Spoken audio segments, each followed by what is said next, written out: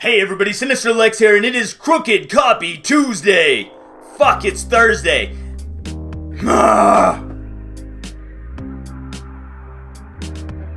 Alright guys, so it's Crooked Copy Thursday, not Tuesday, and here we are. And today's question is something that, well, it kind of came up in an email the other day, but I get it from time to time. People feeling inadequacy about their copywriting, wondering whether or not it's good enough. So have you ever wondered that? Like, if your copywriting is good enough, if it's going to convert? Have you ever felt like a fear of applying to copywriting gigs because you didn't know if you could actually deliver?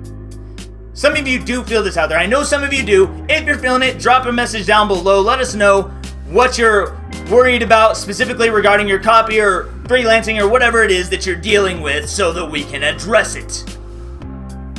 If you're dealing with feelings of inadequacy, wondering if your copy is going to convert, you are wondering what's going to happen if I get this gig and I can't do the job. I can't do it as good as I think I can. I can't do it as good as the client needs. That's going to be a problem for you. That's going to hold you back. You're not even going to apply to gigs because you think that you are not going to get the job, or if you get the job, you're not going to be able to deliver. Now, first of all, please know this. I do not think you should apply to anything that you legitimately cannot deliver on. If you legitimately cannot deliver and create value, you should not apply to that. That said, there is going to be a majority of the time where this is not even the case at all. Because most of the time, clients who are looking for copywriters, if they're coming through somewhere like a freelance network, they probably don't even know what a copywriter really does. They don't know how to gauge whether it's good or not. They're just there looking for someone to write copy on their website because their writing sucks, their grammar sucks, they don't know what to put there or how to make it look good. They assume that you know what the fuck you're doing. So as long as you take that position of the expert and start being the expert that you want to be, then they're just gonna go with it and you're gonna be that expert for them. Now, that isn't to say you should take jobs that you're not qualified for. You shouldn't. You should only take jobs you're qualified for. But you don't need to worry about whether or not you can convert or not. Most of the time, they're not even going to be testing conversions because most entrepreneurs aren't at that level. They just don't do it. They don't have time for it. They're doing 1,000 things and they don't got time to test conversions. So, first of all, if you get one of these copywriting gigs and you want to know your conversion rate, you're going to have to ask them to test that, to look at it, to pay attention to the rates and get that feedback from them. If you don't ask for it, you're not getting it. No freaking client is ever going to give you that information unless you ask for it. So bear that in mind, or keep that in mind, or something like that. Now, how do we deal with this feeling of inadequacy and overcome it in a way that ensures you still break through to the client while being able to deliver, even if you don't have results, even if you don't have any proof of what you can do? The answer is found in my old Upwork bio template guide, which you can no longer get. It is gone. It is not on my old website anymore. You might as well not sign up to that email on lexdebill.com because it's not there. It's not going to come to you by email. I'm just letting you know right now I'm overhauling it to go into the new course. So if you want it, that's where you need to be. But, that is what it is because I'm going to take care of my own. The guys who, are handing me cash, that's who I want to help most.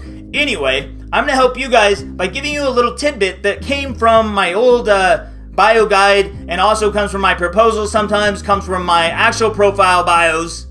How to overcome this. There used to be a line at the bottom of my profile bio that said this: I will modify to meet your needs until my writing works for you. Now, I know a lot of you are going to be afraid to do this because it sounds, in the literal sense, like I'm saying, I'll make adjustments until you get the results you want. Why does it sound like that? Because that's exactly what I'm fucking saying. Duh. If you say that, that instantly makes you valuable to them for a number of reasons. First of all, it says that you're willing to work with them until you get results. And if you're saying that you're going to do that for free, that's even more valuable because it means they don't have to worry about you just writing the shit and then running off with their cash. Because now they have a sense of ease. You're going to work with them until they get the results they want. I'll modify to meet your needs until my writing works for you. It also says my writing works for you. There's a hidden command in there, but that's a whole different story. The point is, I'll modify to meet your needs until my writing works for you, puts them at ease. So even if you don't have conversion rates to share, it doesn't matter because your past conversion rates are not an indicator of the performance you'll get in the future.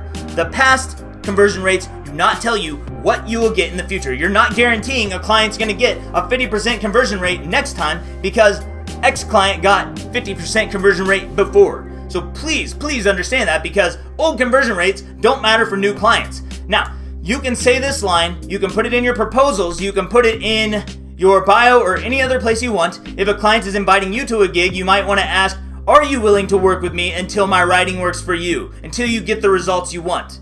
Either way, that's how I overcome that. When somebody's asking me that, when somebody is asking me, like, they don't even ask me results, I address it before they get to that. So they don't ask me about my conversion rates, and I don't have to worry about what conversion rates I get for them in the beginning, because copywriting for clients is an intimate relationship. That's how it's meant to be. You work with the client hand in hand until they get the results they're after, and anything else wouldn't make any sense. Otherwise, you're just a freaking creative writer just slapping some words on a page. You cannot expect your copy to get the results they want on the first iteration. It might do okay, but you're going to need to adjust and tailor it for them. So whether that means adjusting it because they don't like the way it sounds and they want it to be a different way, or it means adjusting based on the actual factual feedback they got from testing it, as long as you're open to doing that, you're going to create value and you're going to work around that. They're not going to knock you for having a low conversion rate. Let's say you convert at 1% on your first try, and then they're like, okay, well, normally if you were just one and done in that, you didn't mention this, that you would modify until it meets their needs, they're just going to be like, well, this sucks, bad feedback, ding.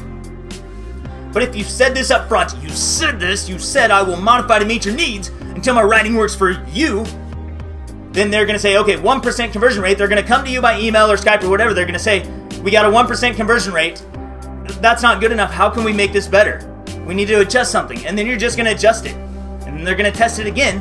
And now it's 2%. And now we have a visible mark, right? 1% to 2%. You've gone up. It's just slightly, but if they're willing to modify, if you're willing to modify and they're willing to work with you, then that's how it happens.